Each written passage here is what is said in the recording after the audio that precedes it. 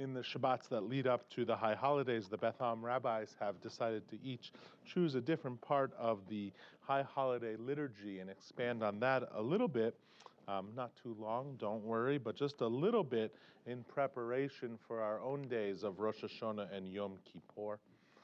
Last week, Rabbi Morrison talked about the Unatana Tokef prayer. And tonight I wanted just to dive into a little bit of a conversation around potentially the most known prayer of the entire high holidays, and for many, a liturgical highlight of Rosh Hashanah and Yom Kippur, the Avinu Malkeinu. It's a common refrain throughout these holiest of days, from the first evening of Rosh Hashanah until the concluding Nila service on Yom Kippur, the afternoon of Yom Kippur. It's actually also one of the oldest and potentially one of the most moving litanies of the Jewish New Year.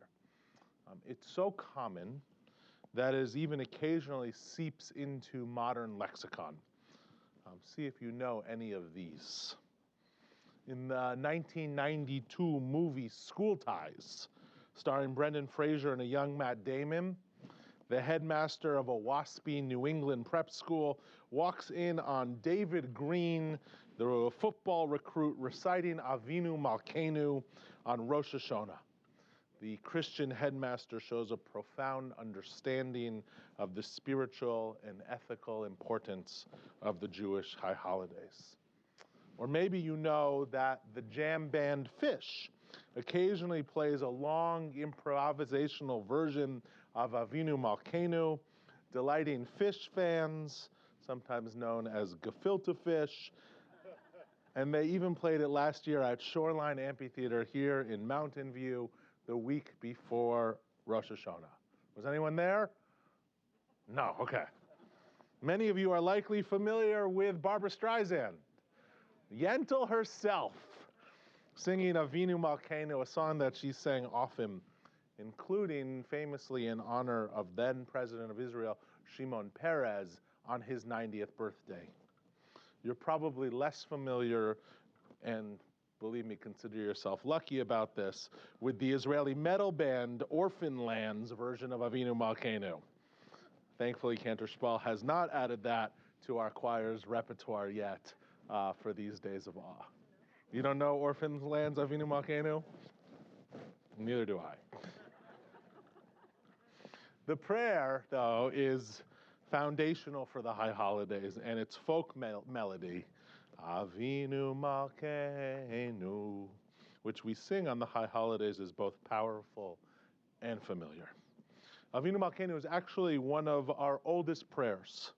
It makes use of two descriptive names of God, Avinu, our Father in the gendered language, and Malkeinu, our King, that first appear in the book of Isaiah. The oldest surviving prayer book in the world, Seder Rav Avram, which dates to the 9th century, contains the words of Avinu Malkeinu. The original phrase, as put together in one voice, Avinu Malkeinu, is known from a Talmudic tale of Rabbi Akiva. Around the year 130, during the revolt against the Roman Empire, who used that phrase together, Avinu Malkeinu, as a formal supplication to God. In that case, actually specifically to help bring about the end of a drought. Simply put, Jews have been addressing God as Avinu Malkeinu for almost 2,000 years.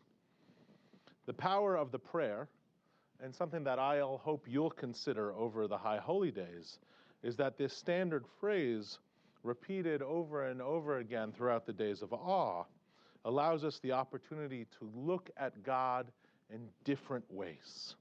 And believe me, I know that even looking at God sometimes in one way is challenging to many of us. On the most basic level, Avinu, our Father, is a compassionate, loving, and protecting parent. Avinu is forgiving and understanding, intimate and unconditional, the way a parent should be. Contrast that with Malkeinu, our King, a sovereign ruler, distant, commanding, awe-inspiring. Malkeinu, a far away, omnipotent king delivering justice. It's this dichotomy of perceptions of God that makes this prayer so powerful and forceful on the high holidays.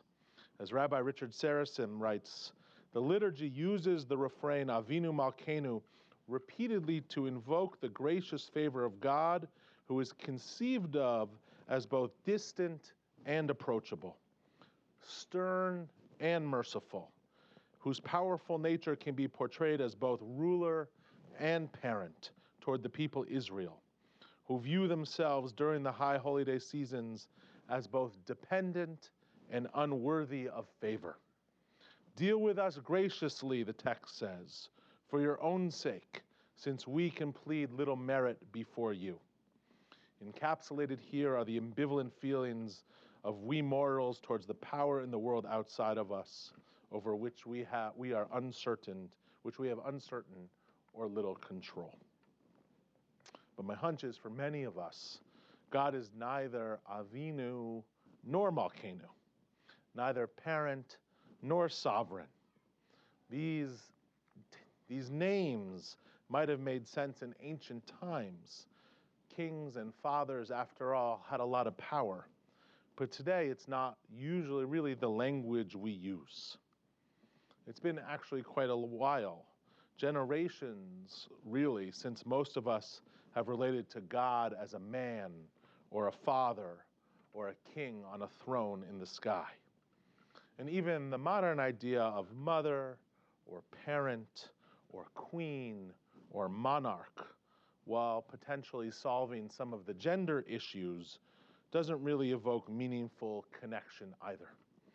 Too ephemeral, distant, too authoritative. We either don't believe in you at all, or we call you by a new name.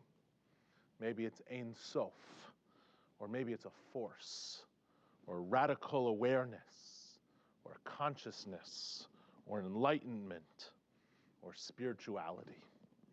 Whatever you call, or if your case potentially don't call God, doesn't really matter to me. It's also okay if you're inconsistent or change your mind. These days of awe are open for experimentation and agitation. But it's the days of awe, so on some level we need to call God something, and we need to be moved. Perhaps, as my teacher, Rabbi Larry Hoffman, says, the solution lies in understanding that what we name God says more about the power of our imagination than it does about God. Prayer is really all about imagination, the conceptual roadmap that we humans have to take us beyond ourselves. Nothing grand and glorious comes without imagination. Love, loyalty, honor, character, these must all be imagined before they can be believed.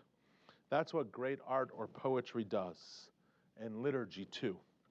They instill imagination. Prayer establishes a virtual universe, a spiritual one that helps us explore our souls, reach to the stars, affirm our passions, and rekindle faith in something worth living for. So how about on these high holidays?